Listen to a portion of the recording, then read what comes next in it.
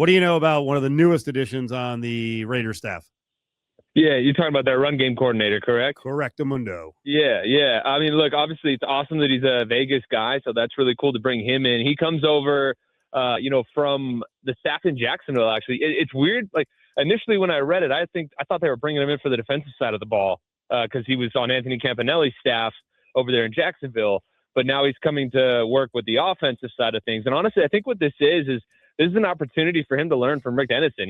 Look, it's not going to surprise anyone to say that, like, they kind of settled on Rick Dennison as their offensive line coach. I don't mean that in a bad way. Like, he's a great coach, and he coached offensive linemen very effectively throughout the league. But I think we all know and probably realize that they were going for John Benton. He ends up staying up there in Seattle.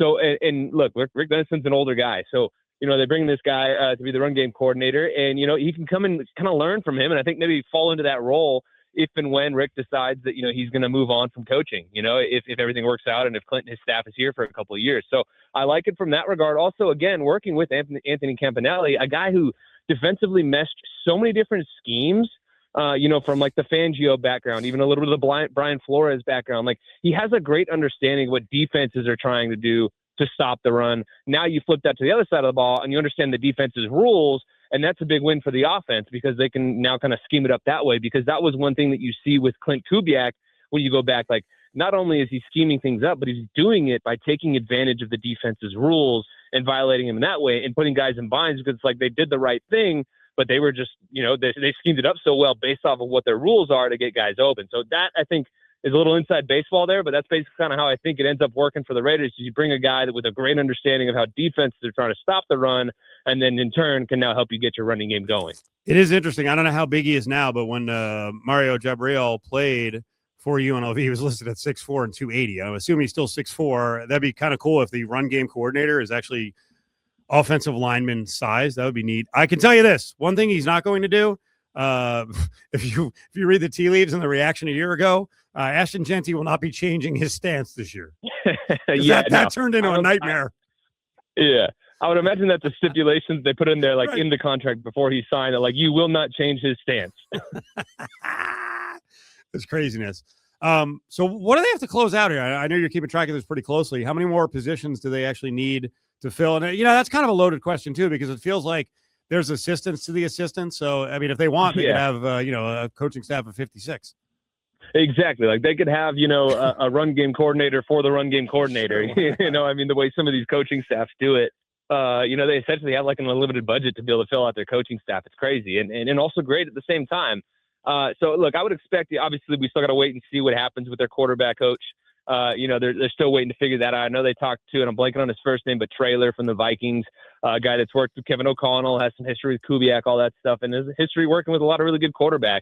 So we'll see if he kind of comes into the fold. I'd imagine that would have happened by now. So maybe they aren't going to be able to land him.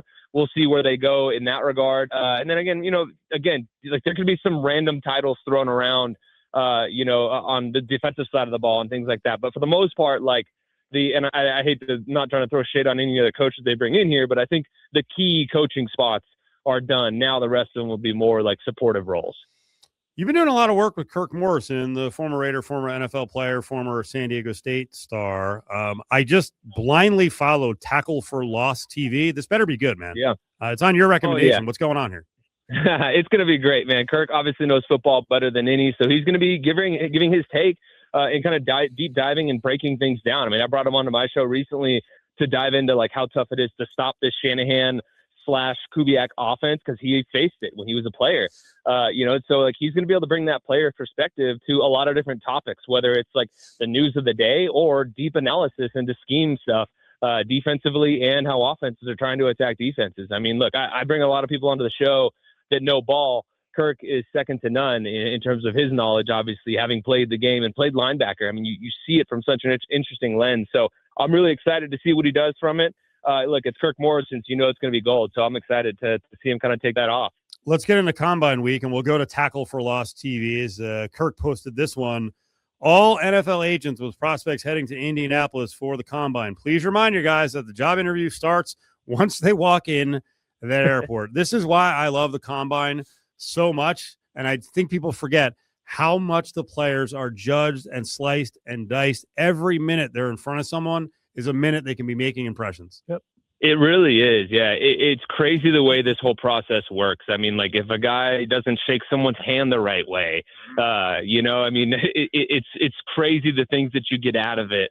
And the off the wall questions, for me, that's always the one, like when you hear, whether it's this year or in years past, of guys talking about the crazy questions they've been asked or how deep they dive into like their family members and things like that to try and figure out. Cause like, look, at the end of the day, like you're making these guys millionaires and some of them the face of your franchise. So you need to figure out anything and everything you possibly can before you go doing that. And I think specifically for the Raiders and at the top of the draft, they're in a really cool situation because like, I don't think we're going to find any skeletons in Fernando Mendoza's closet. You know what I mean? So like for this, like Raiders fans get to see him go up there and kind of like we see coaches do, win the press conference. And I think that's what everyone's expecting to see from him this week in Indy, even though he's not going to be taking part in any of the on the field drills.